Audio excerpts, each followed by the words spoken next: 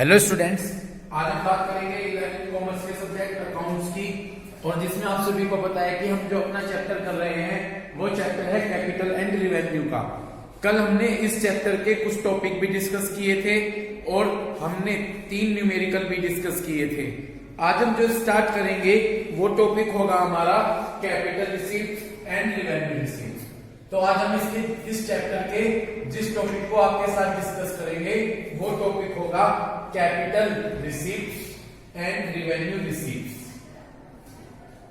Capital receipt and revenue receipt.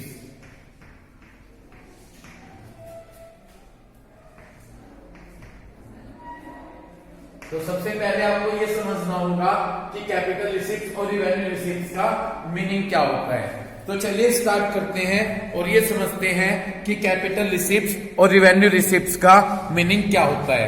तो चलिए सबसे पहले हम बात करेंगे कैपिटल रिसीप्ट्स की। किसकी बात करेंगे? कैपिटल रिसीप्ट्स की। It is also necessary to make a proper difference between capital receipts and revenue receipts. ये जरूरी है कि हम एक प्रॉपर डिफरेंस करें कैपिटल रिसीप्ट्स में और रिवेन्यू रिसीप्ट्स में। किस किस में डिफरेंस करें? कैपिटल रिसीप्ट्स और रिवेन्यू रिसीप्ट्स में डिफरेंस करें। बिकॉज क्योंकि revenue receipts are shown on the credit side of trading और P&L अकाउंट। क्योंकि जितने भी रिवेन्यू रिसीप्ट्स होंगे उनको हम कहां पर लिखेंगे? ट्रेडिंग और P&L अकाउंट के क्रेडिट साइड में लिखेंगे। इतनी बात समझ में आ गई? कहां पर लिखेंगे हम उनको? ट्रेडिंग और P&L अकाउंट के क्रेडिट साइड में लिखेंगे। वेयर तो जो रिवेन्यू रिसीप्ट्स हैं उनको तो ट्रेडिंग और P&L के क्रेडिट साइड में लिखेंगे, जबकि जो कैपिटल रिसीप्ट्स हैं हम उनको बैलेंस शीट में शो करेंगे। कहां शो करेंगे? बैलेंस शीट में। इतनी बात समझ में आ गई? Either as increase in liabilities, underline कर लीजिए, या तो लायबिलिटीज इंक्रीज होगी या तो लायबिलिटीज बढ़ जाएंगी, और या reduction in the value of the assets, या असेट्स की वैल्यू कम हो जाएगी, तो वो कैपिटल रिसीप्ट होगा। पहले यही बताया गया कि हमें ये जरूरी समझना है कि कैपिटल रिसीप्ट और रिवेन्यू रिसीप्ट का क्या मीनिंग होता है। इतनी बात क्लियर हो गई जी? तो हमें दोनों में डिफरेंस करना बहुत जरूरी है। किस किस में?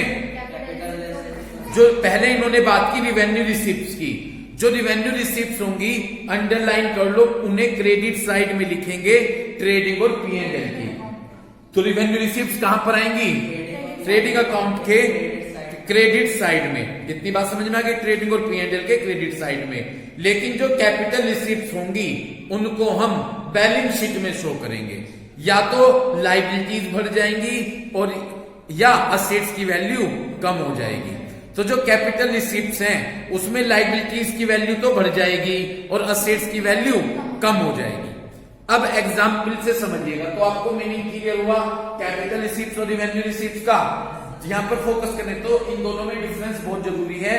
जो रिवेन्यू रिसीप्ट्स होगा उसको तो हम ट्रेडिंग और P&L के क्रेडिट साइड में लिखेंगे, और जो कैपिटल रिसीप्ट्स होगा इसमें हमारी लायबिलिटीज की वैल्यू इंक्रीज हो जाएगी और असेट्स की वैल्यू डिक्रीज हो जाएगी। इतनी बात समझ में आ गई? ठीक है जी।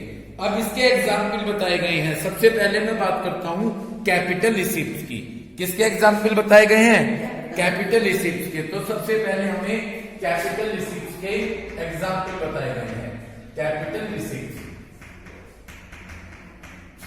इसके हमें एग्जाम्पल बताए गए हैं। चलिए देखिएगा कौन कौन से एग्जाम्पल हमें बताए गए हैं। First, amount receive from the sale of fix assets.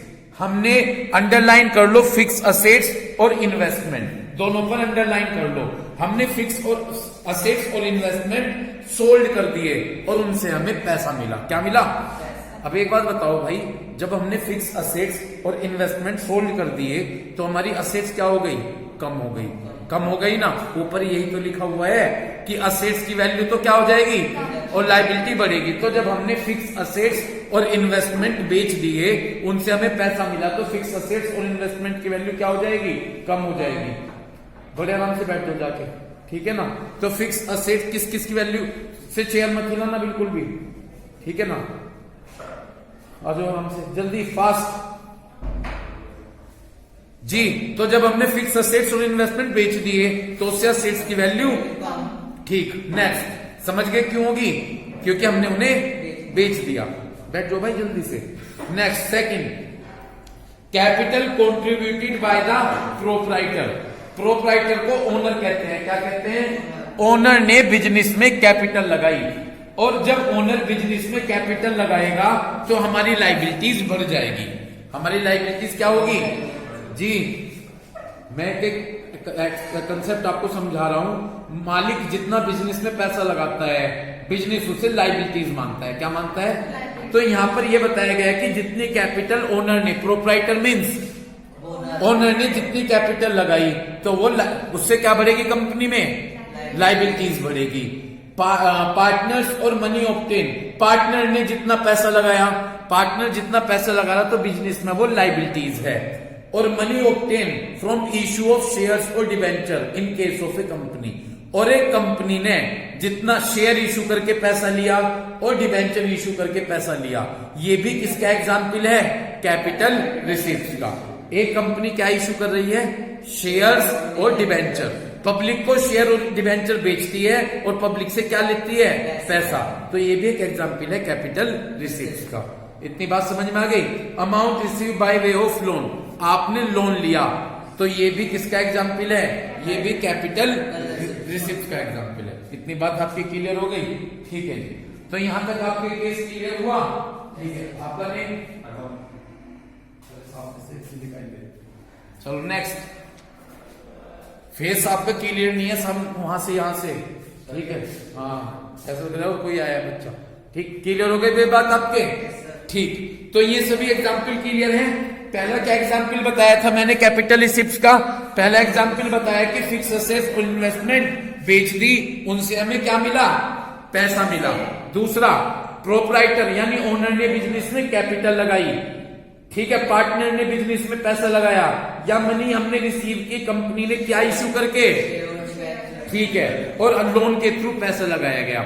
ये सभी एग्जाम्पल हैं किसके? कैपिटल रिसिप्ट्स के। जब मैं न्यूमेरिकल क्वेश्चन कराऊंगा ना तो ये एग्जाम्पल आएंगे वहां पे। दूसरा, अब हम बात करेंगे रिवेन्यू रिसीप्ट्स के एग्जाम्पल की। किसकी बात करेंगे? रिवेन्यू रिसीप्ट्स के एग्जाम्पल की। Revenue receipts example. चलिए स्टार्ट कीजिए। रिवेन्यू रिसीप्ट्स के एग्जाम्पल पढ़ते हैं। स्टार्ट करूं?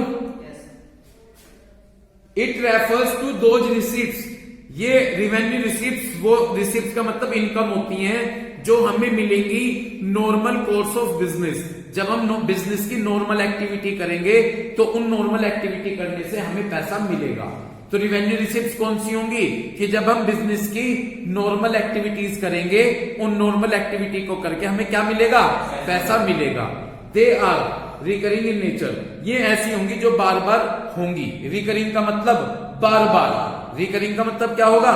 ठीक, तो रिवेन्यू रिसीप्ट्स वो रिसीप्ट्स होती हैं जो कि बिजनेस की नॉर्मल एक्टिविटीज को करके हमें मिलती हैं और ये इनकम हमें बार बार मिलेगी। जैसे कि money obtain from sale of goods, हमने कोई गुड्स बेच दिया। सेल ऑफ गुड का मतलब हमने कोई गुड्स बेच दिया, बेचकर हमें क्या मिला? पैसा मिला। 1 मिनट का टाइम लूंगा। पिछला चैप्टर किया था financial statement with adjustment, trading बनाया था, P&L बनाया था, सेल्स कहां लिखते थे? क्रेडिट में। आ गया। मैंने अभी ऊपर एक बात बताई थी, रिवेन्यू रिसीप्ट्स कहां लिखेंगे?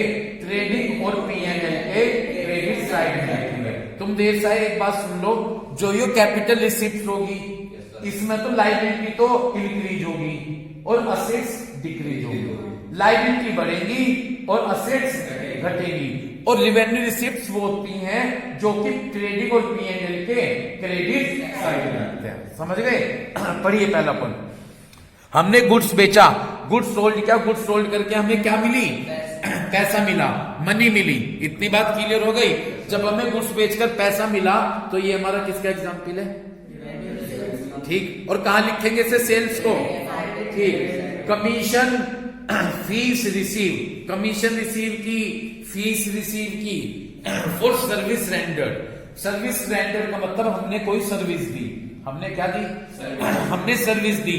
सर्विस देने के बदले एक तो हमें कमीशन मिला और एक हमें फीस मिली। ठीक है जी, ये भी किसका एग्जाम्पल है? और इन दोनों को हम P&L अकाउंट के क्रेडिट साइड में। ठीक, नेक्स्ट, इंटरेस्ट और डिविडेंड रिसीव ऑन इन्वेस्टमेंट। हमने इंटरेस्ट और डिविडेंड रिसीव किया किस पर? इन्वेस्टमेंट पर। समझ गए? हमने इंटरेस्ट और डिविडेंड रिसीव किया इन्वेस्टमेंट पर। डिविडेंड बीएसटी में आपने चैप्टर दिया थी, बीएसटी की थ्योरी नहीं पढ़ी। बीएसटी में 7th चैप्टर में बता रखा है कि प्रेफरेंस शेयर होल्डर वालों को डिविडेंड दिया जाता है। जो प्रेफरेंस शेयर होल्डर्स होते हैं उनको डिविडेंड दिया जाता है फिक्स रेट से। ठीक है ना? मैं एक सिंपल बात बताऊं, जैसे इंटरेस्ट होता है ना, ऐसे ही प्रेफरेंस शेयर के केस में इंटरेस्ट ना कहकर उसे डिविडेंड बोल दिया जाता है, जो कि प्रॉफिट में से दिया जाता है। किस में से दिया जाता है? समझ में आ गई बात? ठीक, आगे चलूं। तो ये सभी एग्जाम्पल हैं किसके? ये सभी एग्जाम्पल हैं रिवेन्यू रिसीप्ट्स के। ठीक, नेक्स्ट, रिवेन्यू रिसीप्ट्स के बाद अब हम बात करेंगे एग्जाम्पल नंबर 4 की। दोनों के मीनिंग बता दिए मैंने, किस किस का?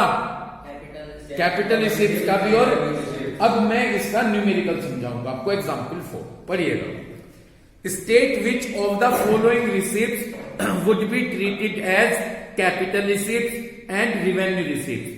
ये जो नीचे आपको ट्रांजेक्शन्स दिए गए हैं, इसमें आपको ये बताना है कि कौन सी आपकी कैपिटल रिसीप्ट्स है और कौन सी आपकी रिवेन्यू रिसीप्ट्स है। इतनी बात आपके क्लियर हो गई? चलिए स्टार्ट करते हैं। पहला point, receive 5 lakh rupees from the issue of shares. आपने क्या इशू किए? आपने शेयर्स इशू किए। कितने रुपए के? 5 लाख रुपीज के।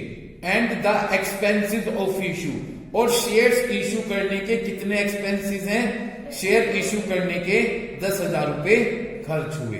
ठीक है ना? पहला केस समझ में आ गया। आपने 5 लाख रुपए रिसीव करे, किसको इशू करके? शेयर्स को, और उस पर हमने 10,000 रुपीज क्या किए? एक्सपेंसेस किए। देखिए आंसर में पढ़िएगा, 5 लाख रुपीज कैपिटल रिसीप्ट्स है। क्या है जी? Capital receipts. इतनी बात क्लियर हो गई? ये 5 लाख रुपीज आपकी कैपिटल रिसीप्ट्स है। क्यों? क्योंकि जब आपने शेयर इशू करे, देख लो कैपिटल रिसीप्ट्स के एग्जाम्पल पे आ जाओ। आ गए? कैपिटल रिसीप्ट के सेकंड एग्जाम्पल पे आ जाओ कि कंपनी शेयर और डिवेंचर इशू करके क्या ले रही है? पैसा। तो ये किसका एग्जाम्पल है? रिसीप्ट्स का।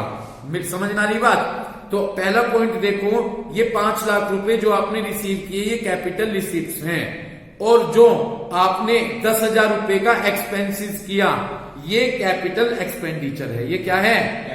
क्योंकि ये हमने कैपिटल को इकट्ठा करने के लिए किया है। कल जी, एक मिनट, कल मैंने कैपिटल एक्सपेंडिचर, रिवेन्यू एक्सपेंडिचर बताए थे। कल किसी ने थ्योरी याद करी होगी तो ठीक है, नहीं भूल गया होगा।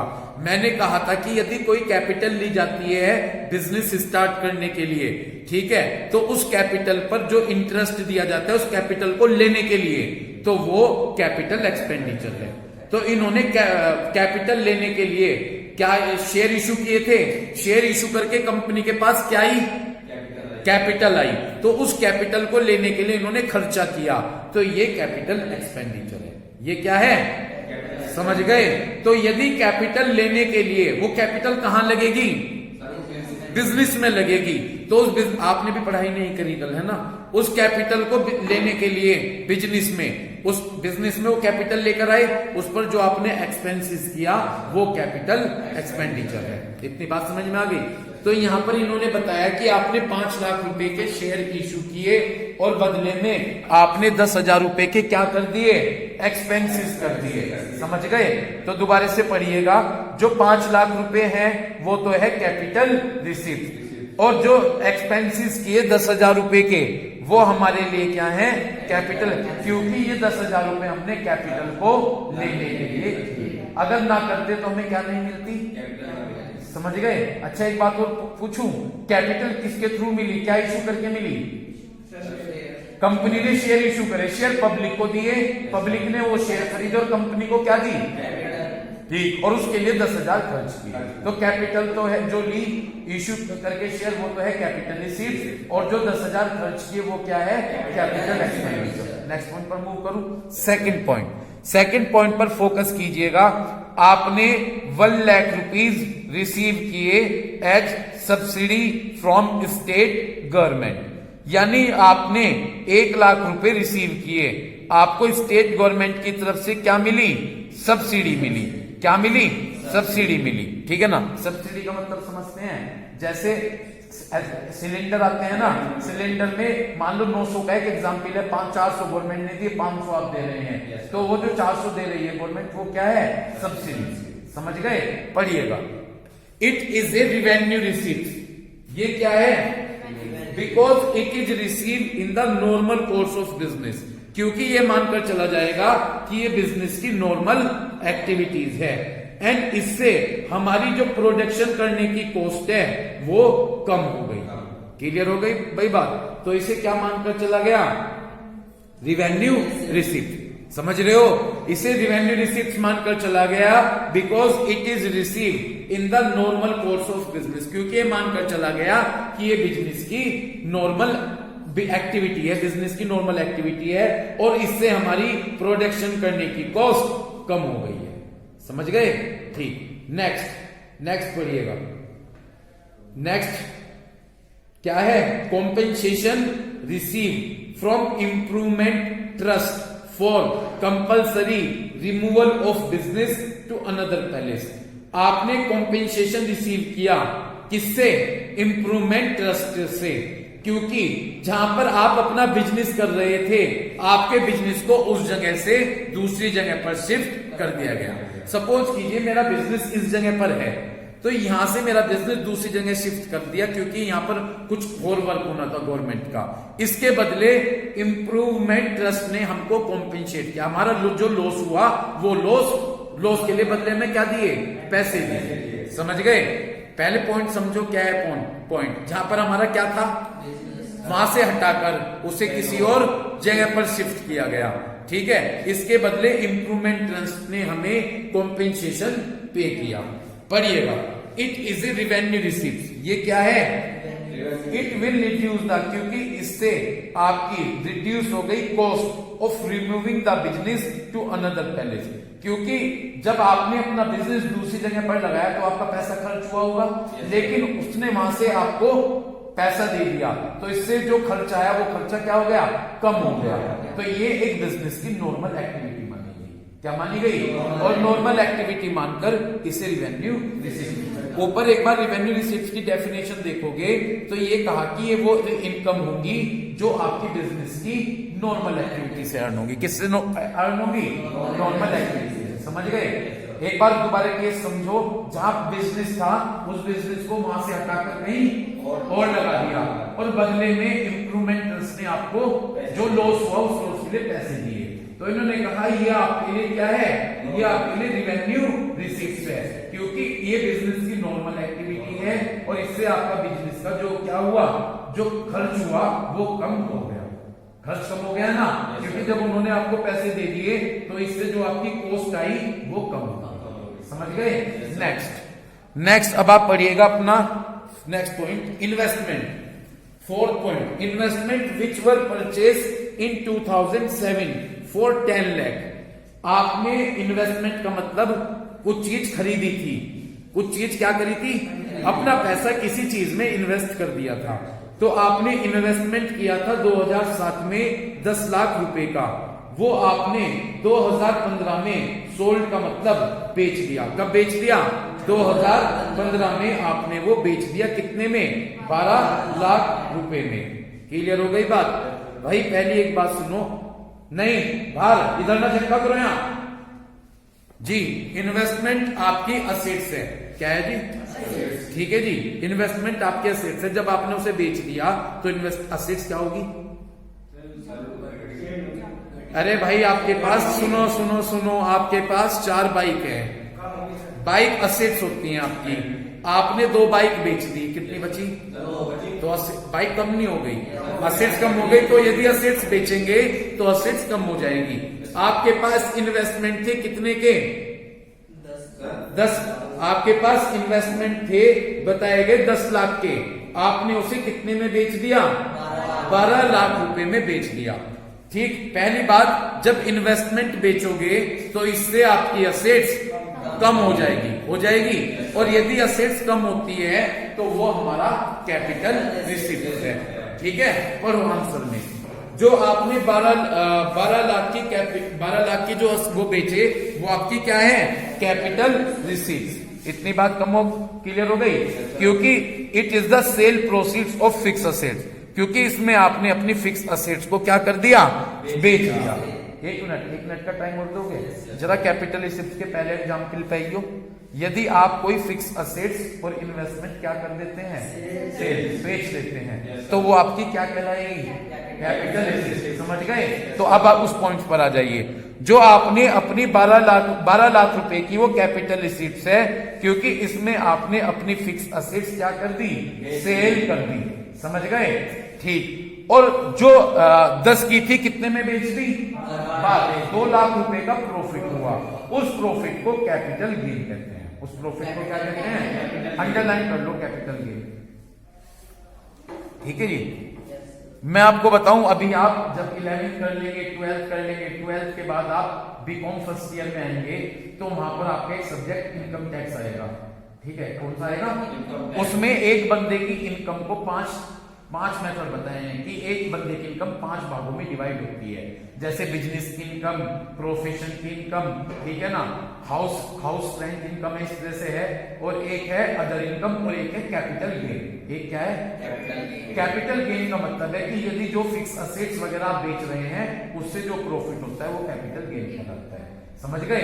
मैंने तुम्हें कैपिटल गेन इसलिए बताया, यदि आप कोई फिक्स असेट्स बेचते हैं तो उस पर जो प्रॉफिट होगा वो क्या कहलाएगा, वो कैपिटल गेन में आता है। तो यहाँ पर जो 12 लाख रुपए के इन्वेस्टमेंट बेच दिए वो तो आपकी कैपिटल रिसीट्स हो गई, और जो 2 लाख रुपए का प्रॉफिट हुआ वो कैपिटल गेन हो गया। लास्ट वाला पॉइंट क्या कह रहे हो, ठीक है, यहां तक पॉइंट्स क्लियर हुए। लास्ट वाले तो एक बात समझिएगा, जो नॉर्मल एक्टिविटी होगी वो तो रिवेन्यू, और यदि आपकी असेट्स तो क्या हो रही हैं, कम हो रही हैं, और लायबिलिटीज बढ़ रही हैं, तो वो क्या होगी, कैपिटल रिसीट्स होगी। ठीक है ना, इतनी बात क्लियर हो गई। और रिवेन्यू रिसीट्स क्या होगी, जो नॉर्मल। लास्ट वाला point, for the welfare of employees, employees के वेलफेयर के लिए, वेलफेयर का मतलब अच्छे के लिए, ठीक है, एम्प्लॉइज के अच्छे के लिए क्या किया गया, ए रिक्रिएशन सेंटर वाज कंस्ट्रक्टेड, एक रिक्रिएशन सेंटर बनाया गया। कंस्ट्रक्टेड का मतलब, तो एम्प्लॉइज के अच्छे के लिए, वेलफेयर का मतलब क्या होगा, एम्प्लॉइज के अच्छे के लिए एक रिक्रिएशन सेंटर कंस्ट्रक्ट बनाया गया at a cost of ₹8 lakh. उसको बनाने में 8 लाख रुपए लगे। ठीक, यहां तक का पॉइंट क्लियर हुआ। तो एम्प्लॉइज के वेलफेयर के लिए आपने एक रिकंस्ट्रक्शन सेंटर बनाया, जिसमें कितने पैसे लग गए, जिसमें 8 लाख रुपीस लग गए। 5 लाख रुपए रिसीव किए गए स्टेट गवर्नमेंट की तरफ से एज ग्रांट, लोन मान लीजिए यहां पर आप, इसमें 5 लाख रुपए गवर्नमेंट की तरफ से क्या दे दिया गया, लोन दे दिया गया कंस्ट्रक्शन बनाने के लिए। तो बने लगे तो कितने पैसे, 8 लाख रुपए लगे, और गवर्नमेंट की तरफ से 5 लाख का क्या दे दिया गया, ग्रांट, लोन दे दिया गया। पढ़िएगा आंसर में, जो 8 लाख रुपए लगाए गए वो तो कैपिटल एक्सपेंडिचर है। क्या है जी, एक्सपेंडिचर है, क्योंकि आपने बिल्डिंग कंस्ट्रक्ट की है। क्या बनाई है, बिल्डिंग कंस्ट्रक्ट की है। कितनी बात क्लियर हो गई। तो आपने क्या बनाई, बिल्डिंग बनाई। तो जब आप बिल्डिंग बनाएंगे तो उसमें आपके लिए पैसा जाएगा, तो इसलिए 8 लाख रुपए तो आपके लिए कैपिटल एक्सपेंडिचर है। ठीक है, और जो गवर्नमेंट की तरफ से, एक मिनट, कैपिटल एक्सपेंडिचर कल पढ़ाया था मैंने, कल पढ़ाया था, कल तुमने अपनी सारी क्लास बेकार कर दी। कल ये बताया था यदि आप कोई फिक्स असेट्स, यो तो टॉपिक में पढ़ रहा कैपिटल रिसीट्स और रिवेन्यू रिसीट्स, कल पढ़ाया था कैपिटल एक्सपेंडिचर। यदि आप कोई फिक्स असेट्स खरीदते हैं या बनाते हैं तो वो तो है कैपिटल एक्सपेंडिचर। कितने की बिल्डिंग बनाई, 8, तो वो तो है कैपिटल एक्सपेंडिचर। कोई बात नहीं, बाद में देख लेंगे। और जो गवर्नमेंट की तरफ से 5 लाख रुपए का लोन मिला वो ठीक है, लायबिलिटीज बढ़ गई। गवर्नमेंट ने 5 लाख का लोन दिया तो हमारे लिए क्या बढ़ गई, लायबिलिटीज बढ़ती हैं, तो वो होता है कैपिटल रिसीट्स। वो क्या होगा, कैपिटल रिसीट्स। समझ गए। तो यदि फिक्स असेट्स आपने बनाई तो वो तो है कैपिटल एक्सपेंडिचर, और जो 5 लाख का लोन मिला, लायबिलिटी बढ़ी, वो है क्या, कैपिटल रिसीट्स। ठीक है जी, बस आज हम यहीं तक लेकर चलेंगे। ठीक है। देखिएगा ना इस वीडियो में। तो आज हमने ये देखा कि कैपिटल रिसिप्ट और रेवेन्यू रिसिप्ट का क्या मीनिंग होता है, और उसके बाद हमने देखा कि इसके क्वेश्चन को सोल्व किया हमने। Thank you.